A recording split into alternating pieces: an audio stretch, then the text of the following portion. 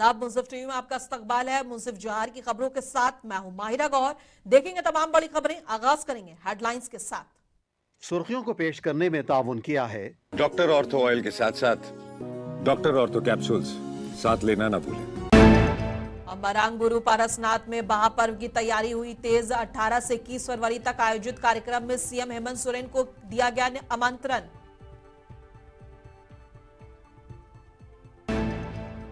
देवघर में मंत्री हफीजुल हसन अंसारी ने सड़क परियोजना का किया शिलान्यास। बोले अब बदलेगी ग्रामीण कनेक्टिविटी की तस्वीर।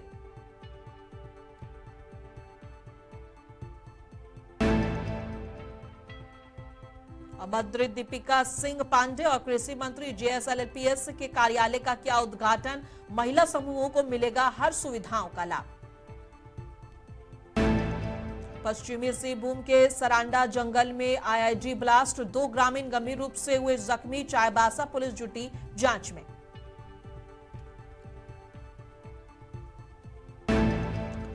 जामताड़ा पुलिस को मिली बड़ी कामयाबी, 4 साइबर अपराधियों को किया गया गिरफ्तार।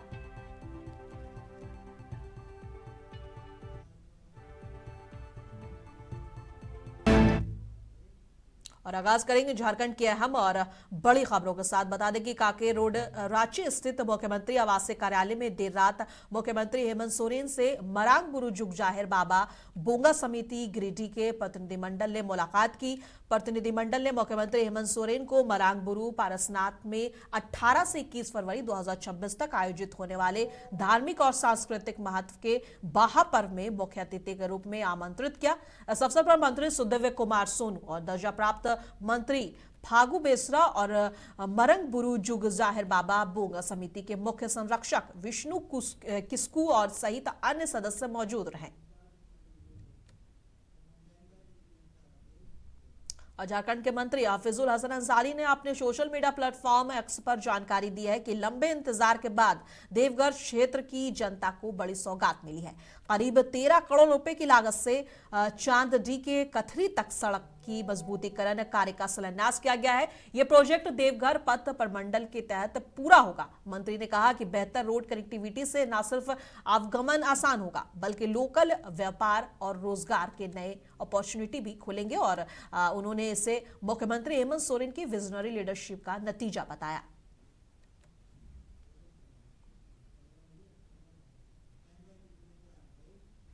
ग्रामीण विकास मंत्री दीपिका पांडे सिंह और कृषि मंत्री शिल्पी नेहा तिर्की ने मंगलवार को प्रखंड मुख्यालय में मांडर आजीविका न्याय सलाह केंद्र और एकल सुविधा केंद्र और जेएसएलपीएस के कार्यालय का उद्घाटन किया। उन्होंने महिला समूह के बीच ट्रैक्टर व 59,72,72,000 रुपए की भी कई अन्य परिसंपत्ति का भी वितरण किया। कार्यक्रम में ग्रामीण विकास मंत्री दीपिका सिंह पांडे ने कहा कि जेएसएलपीएस की बहनों एक एक कदम बढ़ाकर आज इस मुकाम तक पहुंची है। जेएसएलपीएस ने महिलाओं को आजीविका से जोड़ने, लखपति दीदी बनाने समेत उन्हें समाज में उचित स्थान दिलाने का भी काम किया है।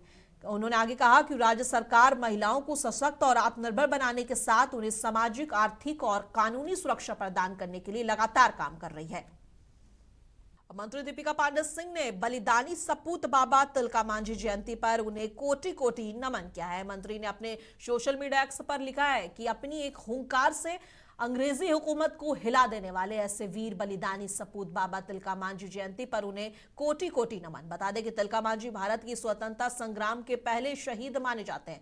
उनका जन्म 11 फरवरी 1750 को बिहार के सुल्तानगंज के तिलकपुर नामक एक गांव में हुआ था और एक संथाल परिवार में हुआ था। आज देश के कई दिग्गज ट्वीट कर तिलक मांझी को याद कर रहे हैं, उन्हें नमन कर रहे हैं।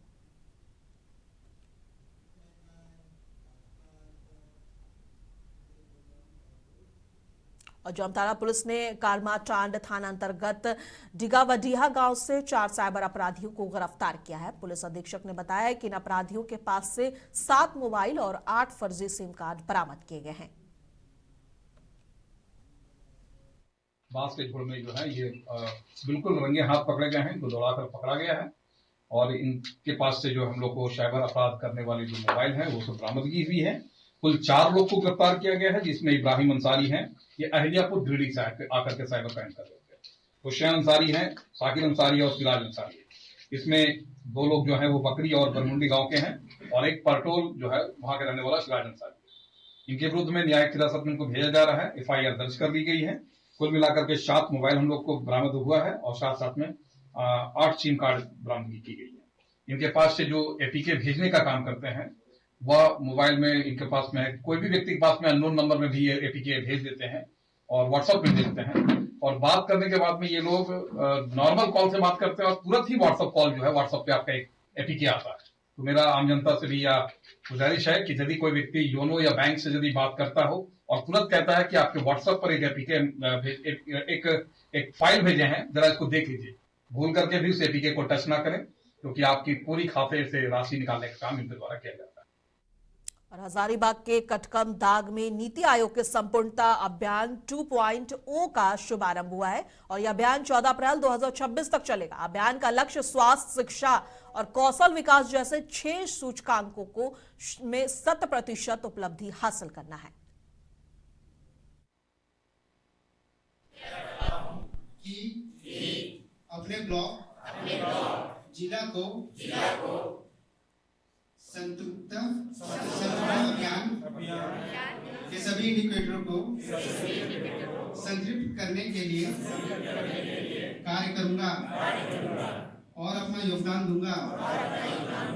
मैं अपने ब्लॉक जिला को स्वस्थ, सामर्थ और समृद्ध बनाऊंगा और इसे एक प्रेरणादायक ब्लॉक जिला बनाने की दिशा में कार्य करूंगा। संकेतों की समयबद्ध संतृप्ति सुनिश्चित करेंगे। ब्लॉक और जिला प्रशासन में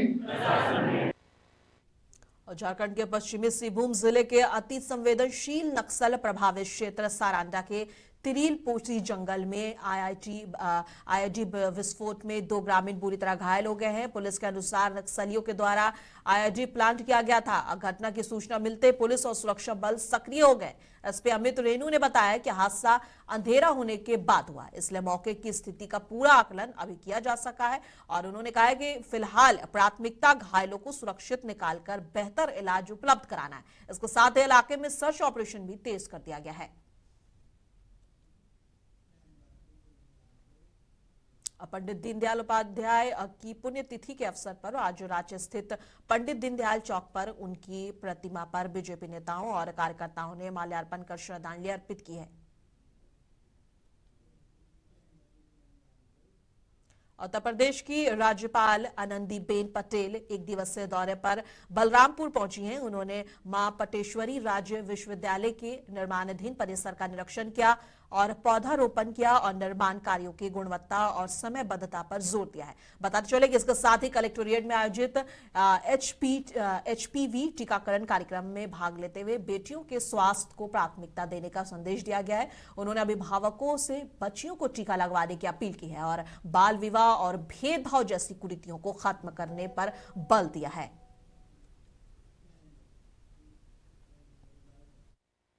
आप देना ही चाहिए, कंपलसरी है और मैं तो इसका ही उपयोग करती हूँ। तो अभी तक लगभग उत्तर प्रदेश में 50,000 से ज्यादा बेटियों को 2 डोज पूरा कर दिया है। अभी 1.5 लाख बच्चियों को होगा, 2 डोज पूरा होगा और आगे भी हमारा प्रयत्न जारी है। अब नई साल आएगी, अप्रैल महीने से नया वर्ष शुरू होगा, तब कॉलोनी लखनऊ पुलिस कॉलोनी, भाई पुलिस वाला तो कोई ना ही नहीं बोलता है। वजह से जहां भी मैं जाती हूँ वहां पुलिस लाइन में ये कार्यक्रम हो, जरूरत पड़े तो मुझे बोलिए, मैं किसी को बोलूंगी, आपको मदद करूंगी। वाराणसी के कैंट क्षेत्र के एक होटल में भाई बहन ने आत्महत्या कर लिया है। दोनों हैदराबाद से आकर यहां ठहरे हुए थे। घटना की सूचना मिलते ही डीएसपी काशी जोन गौरव बंसवाल, सीओ चित्तगंज और इंस्पेक्टर सिगरा और रोडवेज चौक के इंचार्ज पुलिस बल के साथ मौके पर पहुंचे। साथ ही फॉरेंसिक टीम भी मौके पर पहुंची। फिलहाल पुलिस मामले की जांच में जुटी हुई है।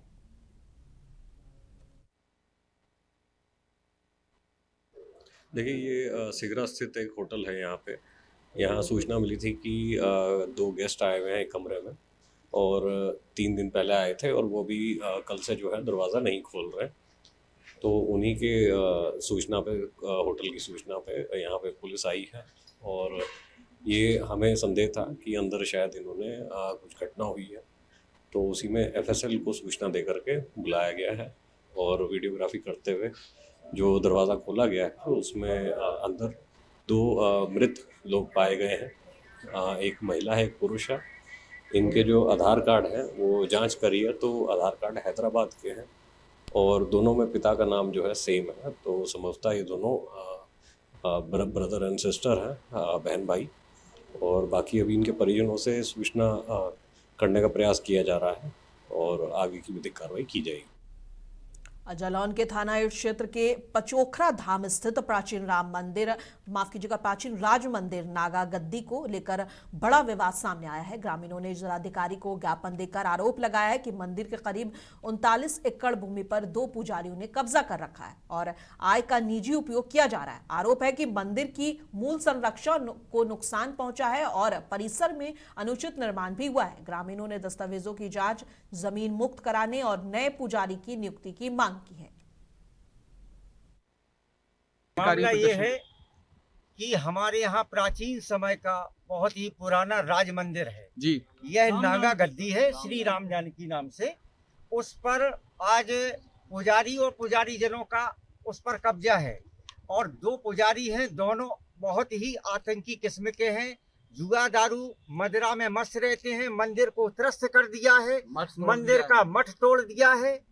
मंदिर में जो प्राचीन मठ था सरकार का, मठ तोड़ दिया है। धूना नागा अखाड़ी गद्दी का धूना बना था वो भी ध्वस्त कर दिया। मंदिर के बगल में जहां सरकार विराजे शौचालय निर्माण कर दिया। मंदिर में 100 बीघा जमीन लगी हुई है, उसको अपनी अपनी सुख सुविधाओं में खर्च कर रहे। मंदिर में 1 रुपए खर्च नहीं करते। मंदिर को तहस नहस कर दिया। अपने अपने परिवारों के साथ मंदिर को तोड़ फोड़ दिया। पूरा गांव आक्रोशित है। अभी और कम से कम 3-4 ट्रैक्टर पीछे आ रहे हैं। जालौन के गोहन थाना क्षेत्र में मजदूरी कर लौट रही मां बेटी के साथ रास्ते में छेड़छाड़ और मारपीट का मामला सामने आया है। मां बेटी ने गांव के ही एक युवक और महिला पर आरोप लगाया है। आरोप है कि युवती को रास्ते में रोककर बदसलूकी की गई और मारपीट की गई।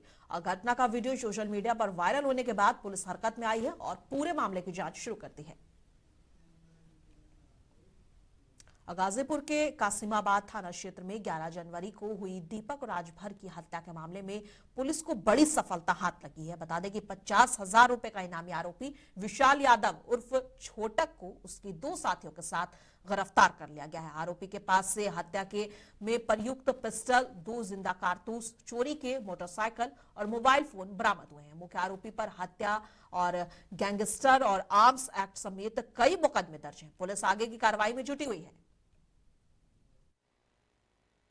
दिनांक 11/1/2026 को एक दीपक राजभर की बेलसड़ी गांव में गोली मार करके हत्या कर दी गई थी, जिसने की तहरीर दी गई। तहरीर देने के बाद में उसमें 2 लोग का नाम था, अभिषेक उर्फ टुनटुन, अक्षय उर्फ भिखारी, जिनके खिलाफ में मुकदमा अपराध संख्या 14/26 धारा 103(1) 61(2) BNS पर पंजीकृत किया गया।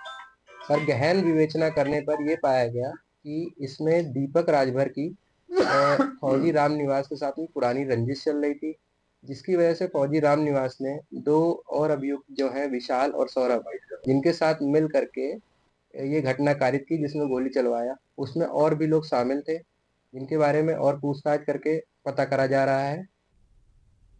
श्रावस्ती में आज शाम पाकिस्तान और आतंकवाद के खिलाफ बड़ा विरोध प्रदर्शन किया गया। यह आयोजन सिया समुदाय की अंजुमन हुसैनिया नशीरगंज ने किया। प्रदर्शन में लोग पाकिस्तान मुर्दाबाद और आतंकवाद मुर्दाबाद के नारे लगाते हुए आगे बढ़े। इसमें हिंदू और मुस्लिम समुदाय के लोग भी शामिल हुए। बड़ी संख्या में लोग प्रदर्शन में मौजूद रहे। प्रदर्शन से पहले 6 फरवरी को पाकिस्तान के इस्लामाबाद में शिया जमा मस्जिद में हुए बम ब्लास्ट में शहीद हुए लोगों के लिए 2 मिनट का मौन भी रखा गया। देखिए, आतंकवाद की समस्या आज कोई नई नहीं है, बहुत पुरानी समस्या हो गई है और हिंदुस्तान ने हमेशा आतंकवाद का देखकर मुकाबला किया है। परंतु ये जो हमारे पड़ोसी देश है पाकिस्तान, ये मानने वाला नहीं है। कहते हैं ना, लातों के भूत बातों से नहीं मानते। और इनकी ये समस्या इस जड़ से खत्म करने के लिए हर लोगों को तैयार होना होगा। नहीं तो ऐसे ही देखिए, आतंकवाद का कोई धर्म नहीं होता है। आतंकवादी ये किसी को नहीं समझता।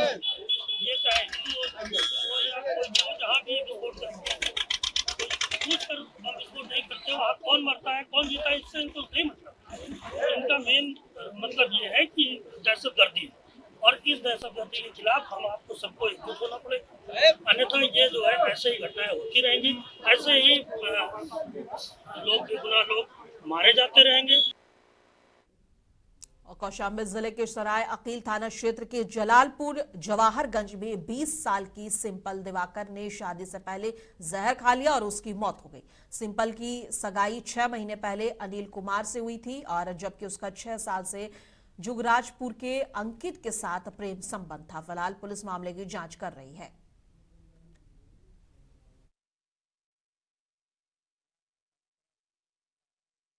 जहर खाकर आत्महत्या करने की बात आई है।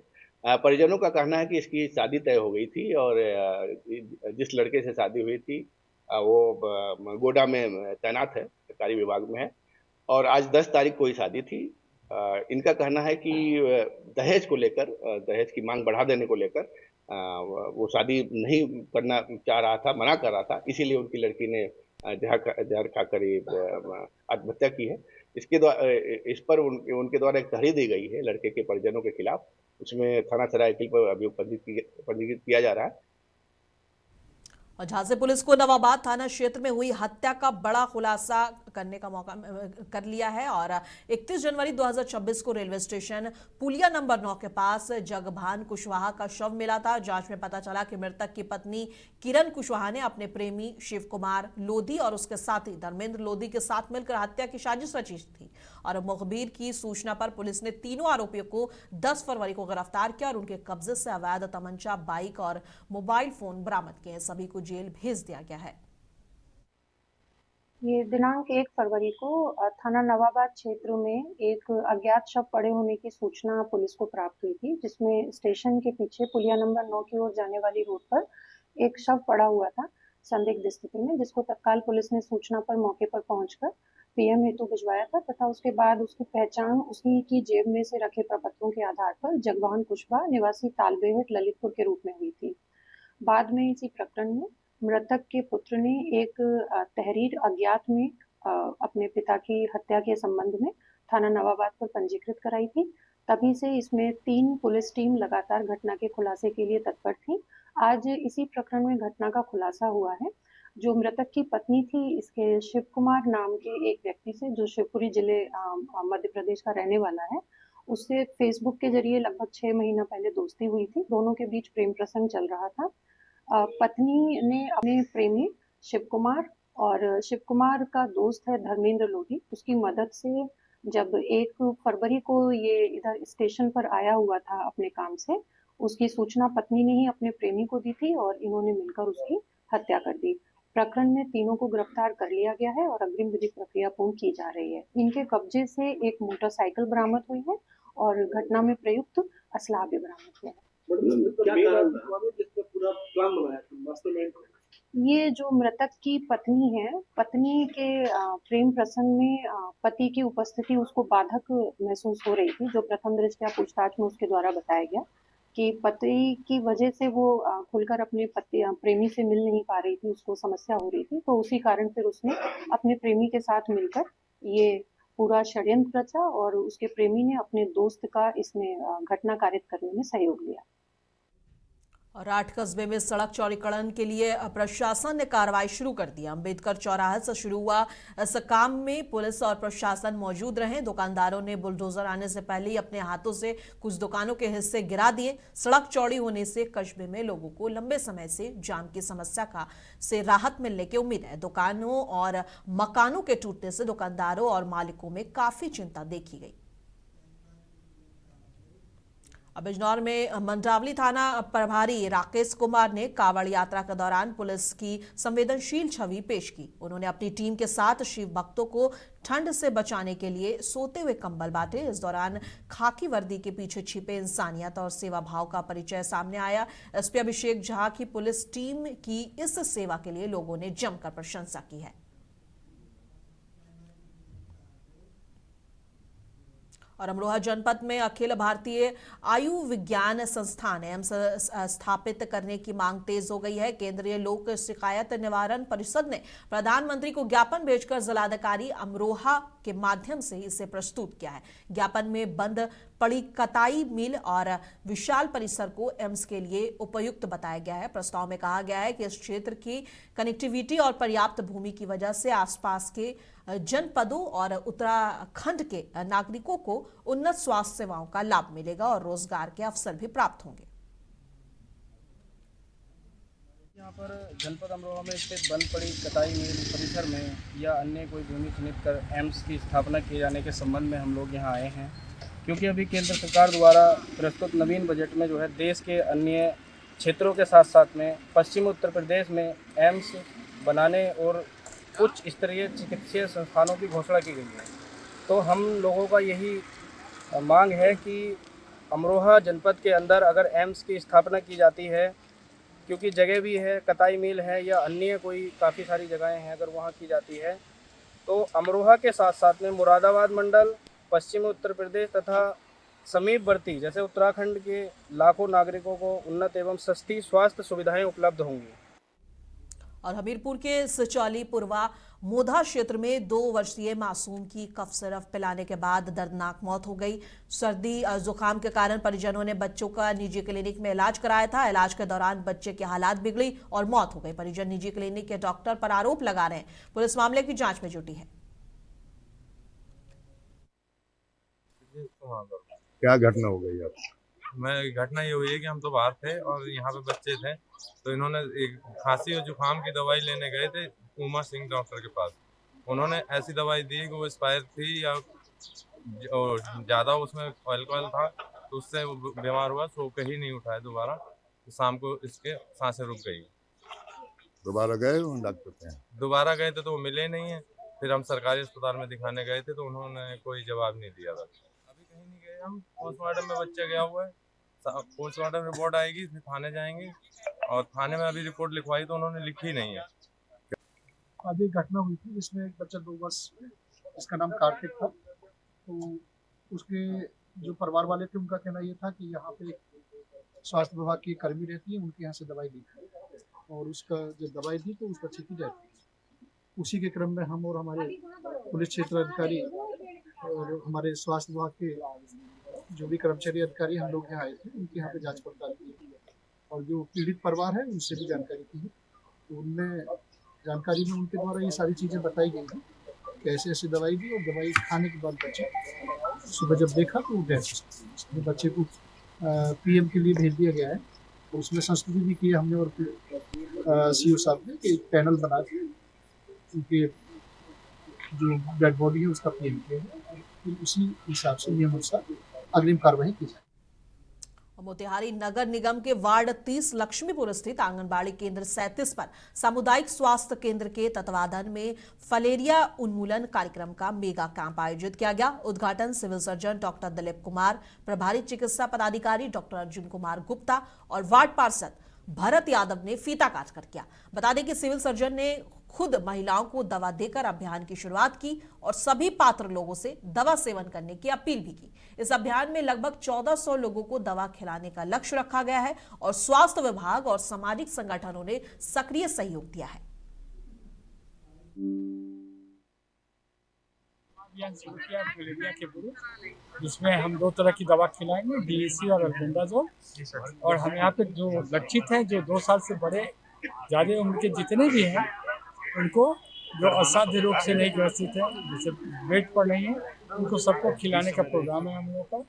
और हम कोशिश करेंगे कि यहाँ हर एक जनता से सहयोग प्राप्त होगा। हम कोशिश करेंगे कि अपने सामने ही दवा उनको खिलाएं, ताकि हाथी पाँव, हाइड्रोसिल, फलेरिया से जो भी बीमारियाँ होती हैं वो हमारा जिला इससे मुक्त हो सके। कोई हार्ट का पेशेंट है या फिर ब्लड प्रेशर का तो उसको भी देना है? बिल्कुल खिलाएंगे। ठीक है sir. Diabetes, blood pressure, heart, tuberculosis, इस सब में इसे मना नहीं करेंगे। मना नहीं करेंगे। अनलेस एंड अनटिल की बिछावन पर पड़ा है तो हम उसको नहीं खिलाएंगे। ये हमारा जो मैं DVDCO डॉक्टर एस शर्मा पूर्वी चंपारण, ये आज मेगा कैंप हमारा 11 तारीख को जो है चुनिंदा जो है हमारे आंगनबाड़ी केंद्रों पर लगाया जा रहा है, जिससे दूसरे आंगनबाड़ी केंद्रों को भी टैग किया गया है। इस पर जीविका समूह के जितने भी परिवार हैं योग्य वो यहाँ पर दवा का सेवन करेंगे और जो आंगनबाड़ी सेविका के परिवार के हैं वो लोग यहाँ दवा का सेवन करेंगे। इसमें जो है आज जिस केंद्र पर हम लोग हैं 37, इस पर लगभग 1400 हमारे परिवार ये दवा खाएंगे और इससे हम फलेरिया का उन्मूलन 2027 तक करने की स्थिति में आ जाएंगे। Doctor Sharad Chandra Sharma, district vector borne disease control पदाधिकारी, पूर्वी चंपारण। अब मुंसिफ जोहार की खबरों में बस इतना ही। कल फिर मिलेंगे इसी वक्त। तब तक के लिए देश दुनिया की तमाम खबरों के लिए बने रहे मुंसिफ टीवी के साथ।